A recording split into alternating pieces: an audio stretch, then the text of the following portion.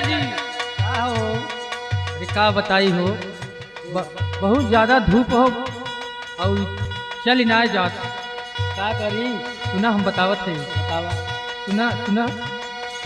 अरे ठीक तू पहाड़िया में गोड़ावा जरेला मोर बलमुआ हो, मोर दुल्हवा हो ले ततानी कोरा उठाई।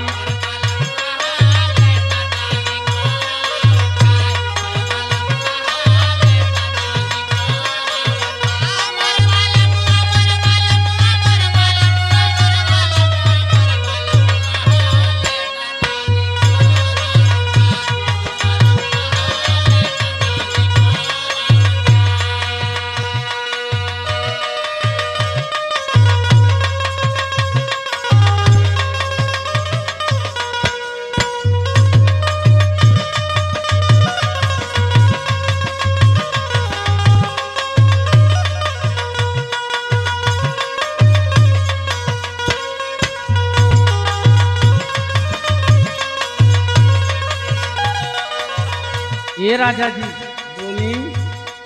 सुना हमार बात, गर्मी ना बर्दाश्त होती। चला गर्मी घरे उतारब।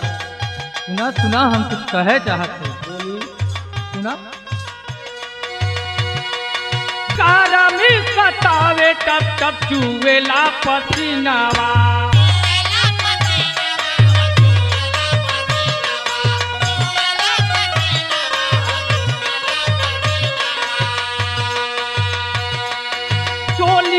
के भीतर भीगी जाला मोर जो बानावा।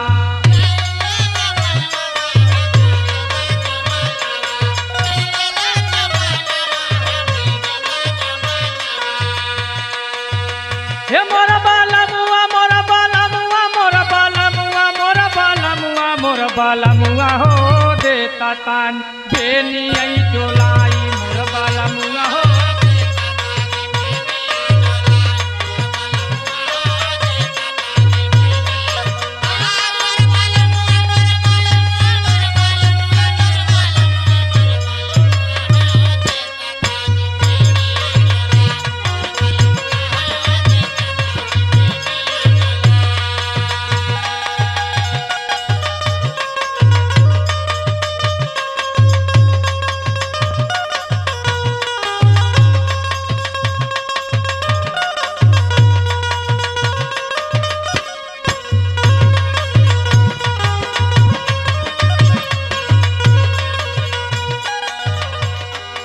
ए राजा जी। बोली। सुना हमार बात। चालता चलाता मोरा पाऊआ पिराई,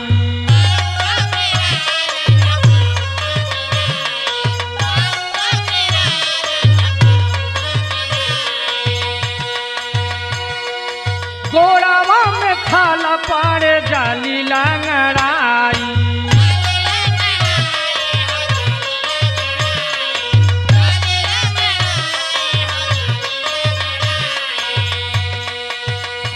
मोर बालमुआ मोर बालमुआ मोर बालमुआ मोर बालमुआ मोर बालमुआ हो ले ततानी कोरावई उठाई मोर बालमुआ हो।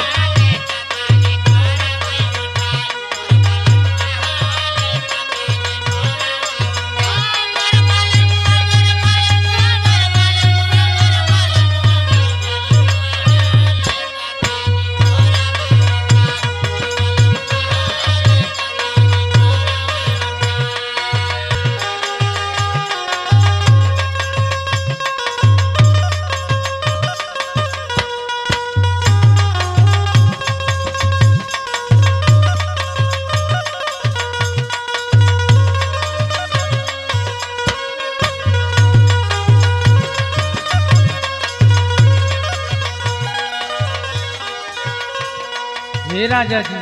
बोली। अरे तू हमें अगर कोरा उठाई लेता ना। मेहर बसुआ ही का रे। सुना सुना हमार बात सुना, हम बतावत है का करे खोता। कोरावा उठाई के बाजार लेके जाई,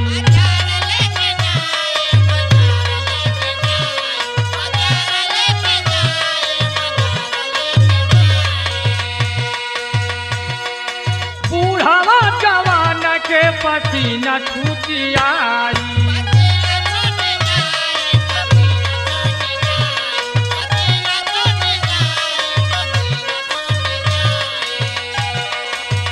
मोर बालमुआ मोर बालमुआ मोर बालमुआ मोर बालमुआ मोर बालमुआ हो देता चाउमीन ऐसी आई।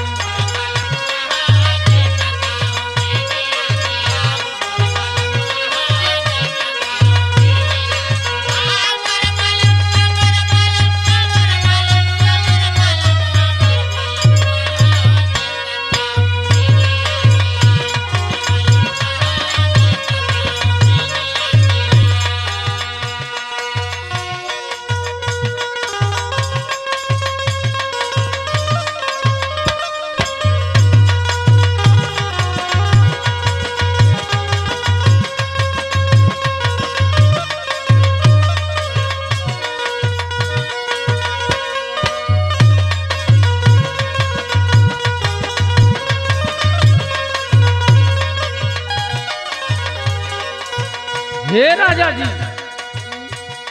सुना और हम का कहते हो।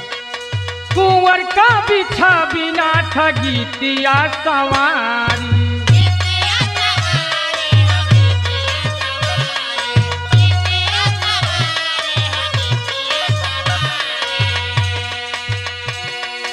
तेजा बहादुर जेपी मुन्ना हुए पदधारी।